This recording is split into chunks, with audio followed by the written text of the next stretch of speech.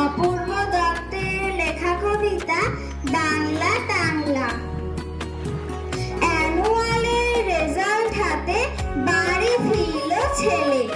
মা বলল, কোন পেপারে কত নম্বর পেলে? হিস্ট্রিতে মা 84, ম্যাথসে 90। মা বলল, fantastic, just like a hero. Science that not so fair, only 69. ইংরাজিতে 92, all together 5. জিওগ্রাফির পেপারে তো 100-এ 100। ডুবিয়ে দিল বেঙ্গলিটাই, ভেরি পুয়ার গ্রেড। ছেলের মাথায় হাত রেখে মা ঠোঁট মেকিয়ে বলে, নেভার মাইন্ড, বেঙ্গলিটা না শিখলেও চলে। বাবা বলল, বেশ বলেছ বঙ্গমাতার কন্যে, বাংলা টাংলা আমার মতো অশিক্ষিতের জন্যে। বিদ্যাসাগর, রবীন্দ্রনাথ, নেহাত ছিলেন বোকা, না হলে কেউ শখ করে হয় বাংলা বইয়ের পোকা। মা বলল, চুপ করো তো, ওর ফল্টটা কিসে? স্কুলে কেন বেঙ্গলিটা পড়ায় না ইংলিশে? নমস্কার।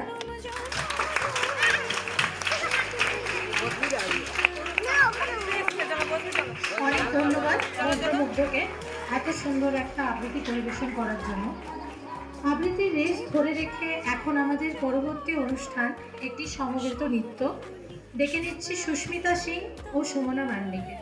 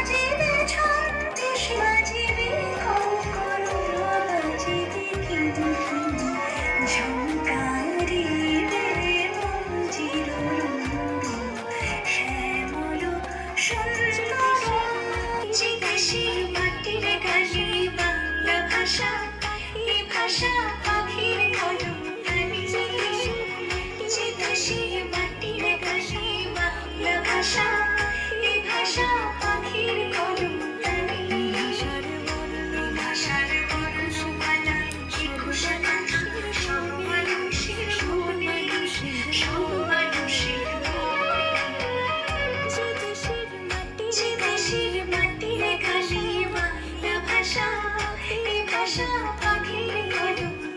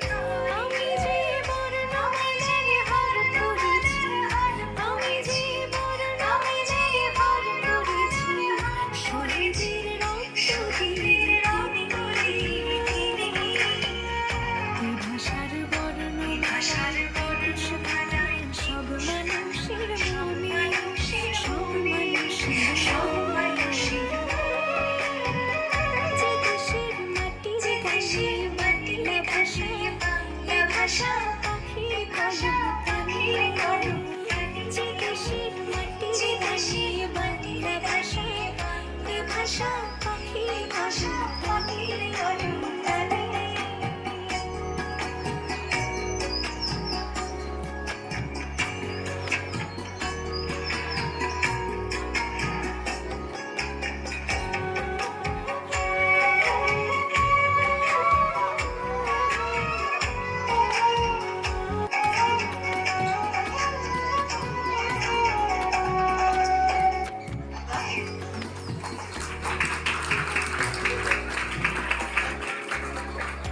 অনেক ধন্যবাদ।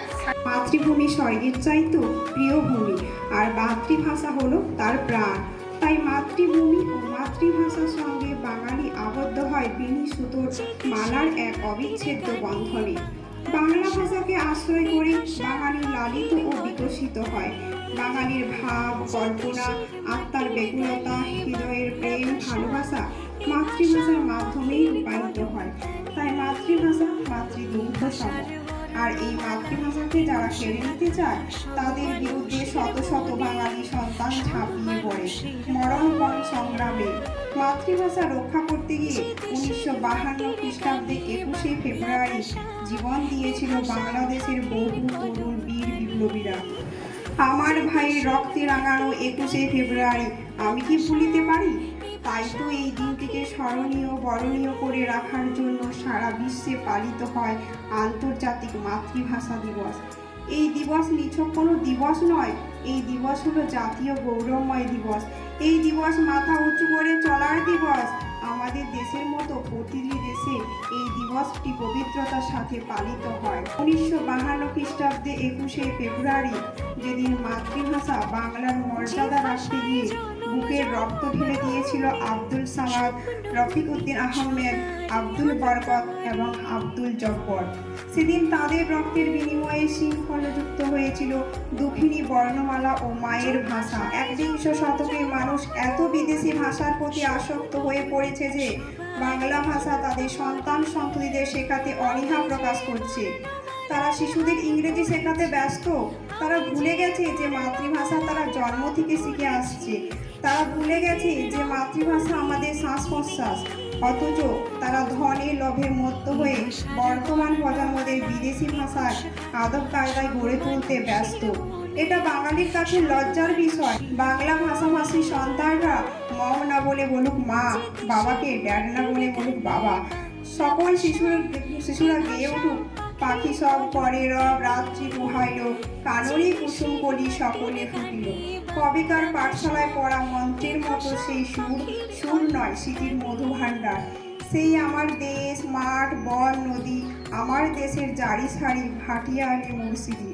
আরও কত সুরের সাথে মিশে আছে আমার মায়ের মুখ, আমার মায়ের গাওয়া কত না গানের কলি।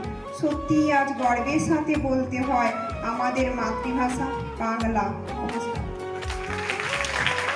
যখন কথা বলি, আমরা যখন দুঃখ প্রকাশ করি, আমরা যখন খুব আনন্দ পাই, তখন যখন কথা বলি তখন কিন্তু আমাদের মুখ দিয়ে কখনোই হিন্দি বা ইংরেজি ভাষাটা বেরিয়ে আসে না, বা অন্য কোনো ভাষাই বেরিয়ে আসে না।